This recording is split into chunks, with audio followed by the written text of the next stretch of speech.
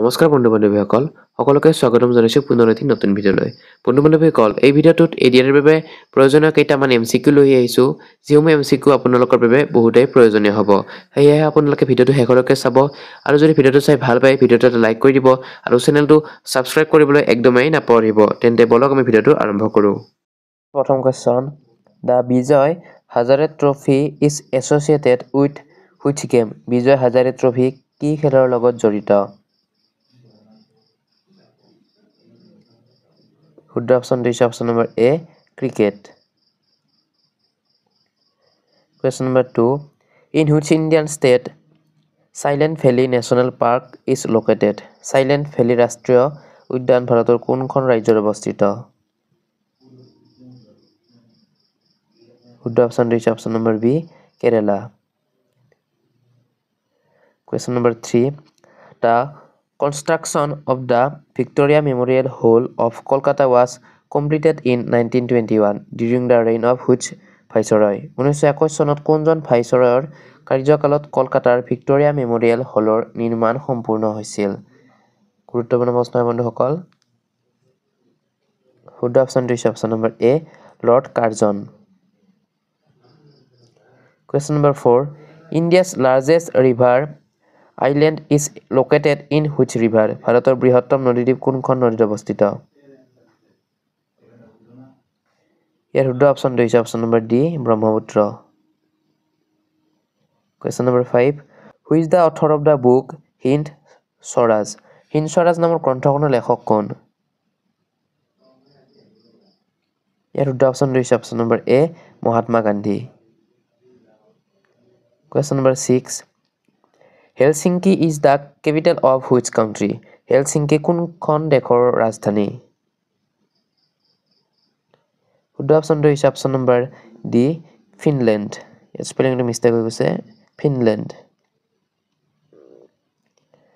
Question number 7. What does A stand for in UDAN, the initiative of the Civil Aviation Ministry? অসামৰিক বিমান মন্ত্ৰালয়ৰ উড়ান পদক্ষেপত এই আখৰে কি বুজায়? শুদ্ধ অপশ্যন দিছে অপশ্যন নম্বৰ চি আম। Question number 8. Which of the following Indian states annually celebrates the Shiroi Lili Festival? ভাৰতৰ কোনখন ৰাজ্যই শিৰই লিলি নামৰ বাৰ্ষিক উৎসৱ পালন কৰে? শুদ্ধ অপশ্যন দিছে option number C Manipur. Question number 9. The term bully is related to which of the following sports? নিম্নলিখিত কোনবিধ খেলৰ সৈতে বুলি শব্দ জড়িত? শুদ্ধ অপশ্যন দিছে option number A hockey. Question number 10. Which is the first Indian state to go wholly organic? ভাৰতৰ কোনখন ৰাজ্য পূৰ্ণাংগ ৰূপে জৈৱিক? শুদ্ধ অপশ্যন দিছে option number B Sikkim. Question number 11.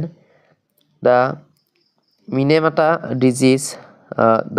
disease of Japan in 1953 was caused by eating fish contaminated by কি ধাতুৰ দ্বাৰা সংক্ৰমিত হৈ 1953 চনত জাপানৰ মিনামাটা বেমাৰ হৈছিল?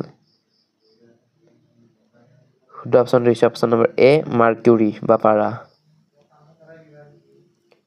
Question number 12. Among the following places which one gets the least rainfall? ভাৰতৰ কোনখন ঠাইত সবাতোকৈ কম বৰষুণ হয়? শুদ্ধ অপশ্যন দিছে option number D Jaisalmer. Question number 13. Where is the headquarters of NASA? নাছাৰ মুখ্য কাৰ্যালয় ক'ত অৱস্থিত হয়? শুদ্ধ অপশ্যন দিছে option number C Washington DC America যুক্তৰাষ্ট্ৰ। Question number 14. Part 3 of the Indian Constitution deals with ভাৰতীয় সংবিধানৰ তৃতীয় খণ্ড কিহৰ লগত জড়িত? শুদ্ধ অপশ্যন দিছে অপশ্যন নম্বৰ বি মৌলিক অধিকাৰ। Question number 15. The Film and Television Institute of India is located in কোন ঠাইত Film and Television Institute of India অৱস্থিত?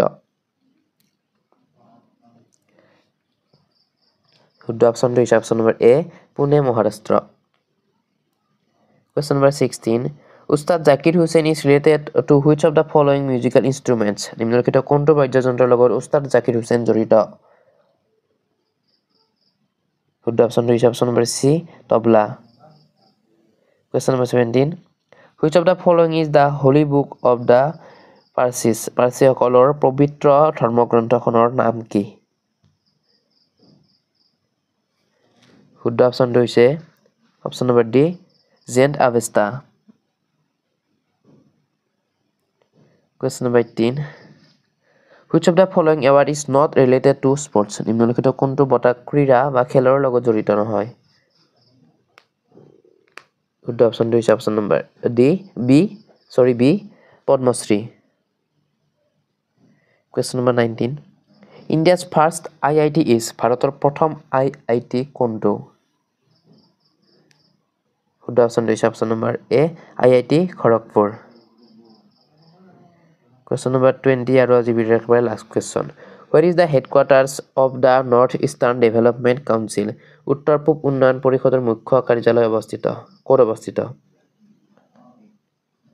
শুদ্ধ অপশ্যনটো হৈছে অপশ্যন নম্বৰ ডি শিলং বন্ধু-বান্ধৱীসকল আজিলৈকে ইমানেই আছিল যদি আপোনালোকে মোৰ চেনেলটো নতুনকৈ আছে চেনেলটো ছাবস্ক্ৰাইব কৰিবলৈ একদমেই নাপাহৰিব আৰু যদি ভিডিঅ'টো চাই ভাল পাইছে বন্ধু-বান্ধৱীসকলৰ লগত শ্বেয়াৰ কৰিব আৰু ভিডিঅ'টো লাইক কৰি দিব তেন্তে আজিলৈকে ইমানেই থেংকছ ফৰ ৱাচিং দ্য ভিডিঅ'